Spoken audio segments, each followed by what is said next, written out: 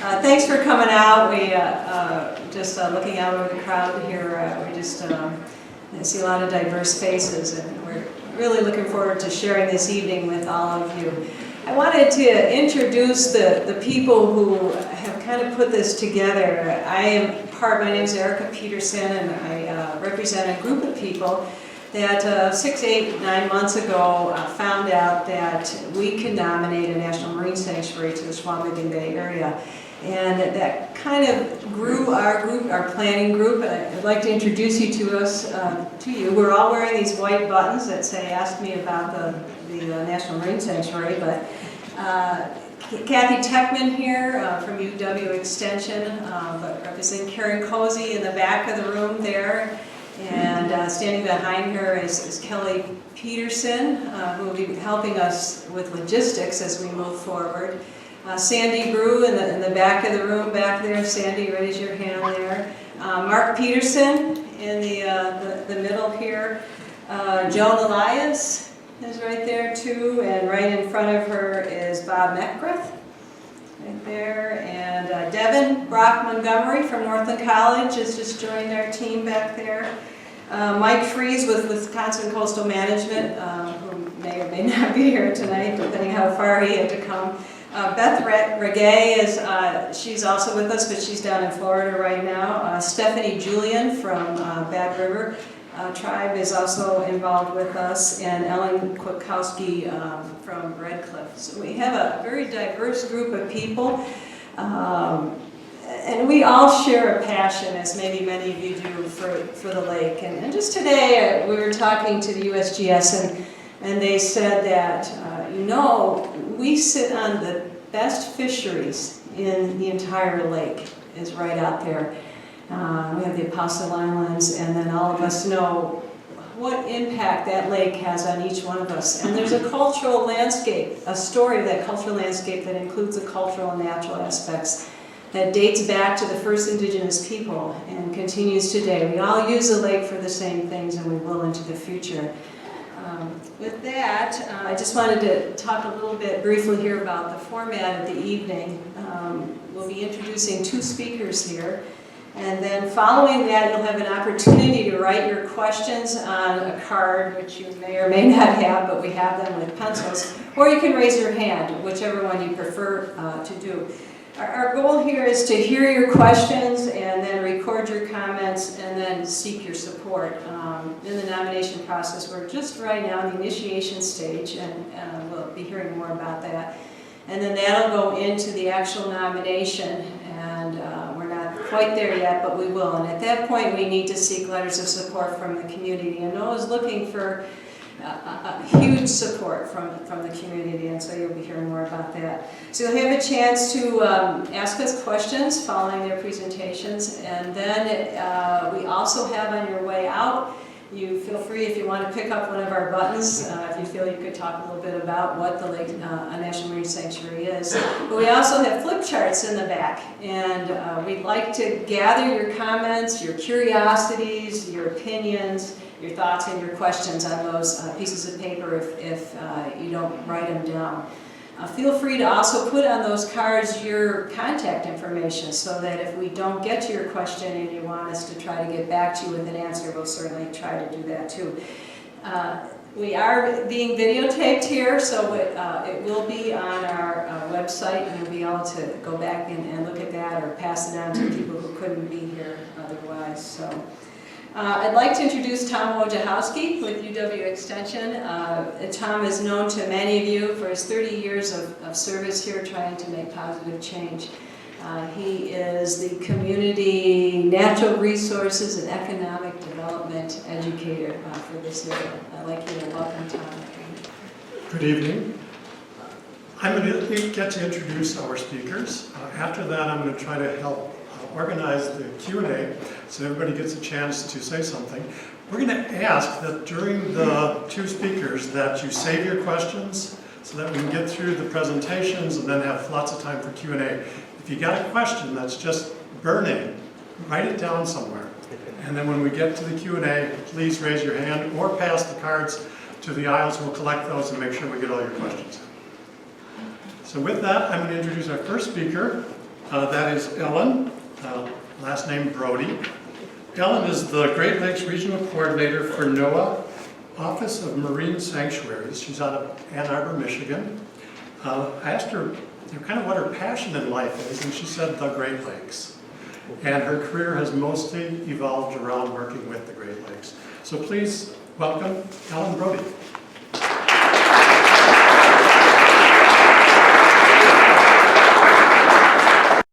Well, thanks again for coming out tonight. Appreciate you braving the weather. I'd also like to thank the committee for inviting Carol Bernthal and me to your place with the opportunity to talk about what a National Marine Sanctuary could mean for this special place that you have here in Lake Superior. It's a privilege for me to share the stage, share the podium with Carol Bernthal tonight. Between the two of us, we hope to provide you with some context of what the National Marine Sanctuary Program is. I'll do an overview of the sanctuary program and a description of the sanctuary nomination process. And Carol will talk about the Olympic Coast National Marine Sanctuary and provide some examples of what we do in our program. So in my talk, actually both of ours, I hope you get a sense of a couple things. What sanctuaries are. The sanctuaries are places with nationally significant resources where NOAA and our partners focus on resource protection, education, and research. What sanctuaries aren't? Sanctuaries are not places where we automatically exclude people from using the waters. And finally, we want to talk about how we engage communities in the management of sanctuaries. Okay, so what are sanctuaries? Really briefly, sanctuaries protect some of our nation's most spectacular and nationally significant resources in our ocean and Great Lakes waters. It is a system of 13 national marine sanctuaries and 2 marine national monuments. As you can see here by the scale of this map, it spans, almost seems to span the globe here. We cover 170,000 square miles of ocean and Great Lakes waters. It's important to recognize that no one sanctuary is the same. I think one of the strengths that we bring to this system is that we look at every area as a special area. We don't come in and say, this is our cookie cutter approach to what we do here. As a system, we manage different resources. We manage natural resources, and we manage cultural resources. Sometimes I say, people ask about the size of sanctuaries. Sometimes I say we're, not afraid of too small, we're not afraid of too big. What used to be our smallest sanctuary in American Samoa was a 1/4 of a mile coral reef ecosystem, and that recently expanded to 13,000 square miles. Gray's Reef Sanctuary off the coast of Georgia is 22 square miles. There's one sanctuary in the Great Lakes, and that's Thunder Bay National Marine Sanctuary. And I have to be careful now. This is Thunder Bay off the coast of Alpena, Michigan in Lake Huron, not Thunder Bay, Ontario. And that started off as a 450 square mile sanctuary, but recently expanded to 4,300 square miles.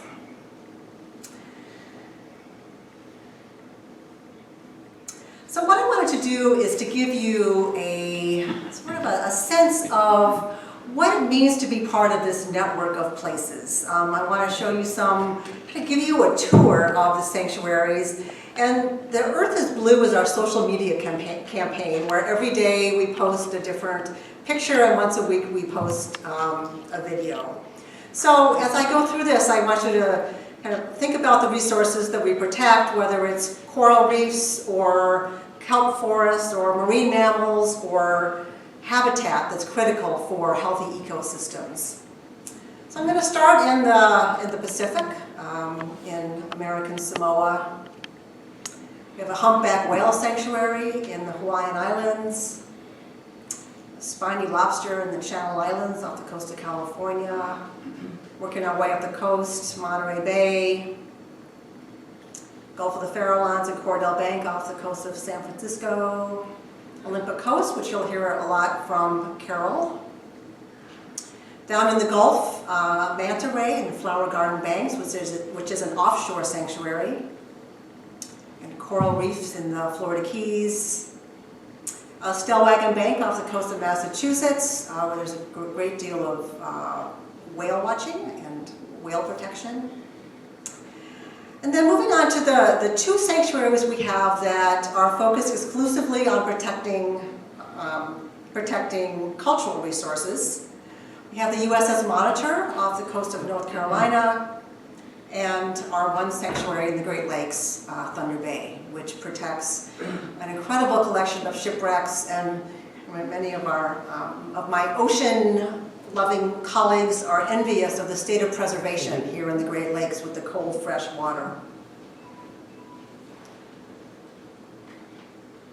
So a couple things I want to talk about partnerships, and you know, partnerships are really a way we manage sanctuaries, but a couple that deserve special attention here.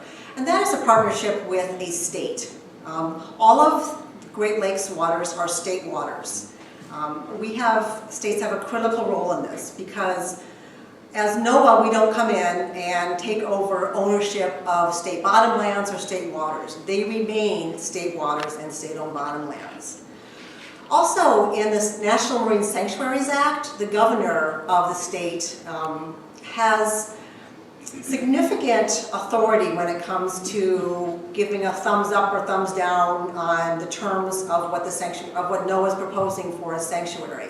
So when we propose the terms of designation, the governor can veto parts or all of that. So, you know, we use different terms, co-management, joint management, but the state is a very critical partner.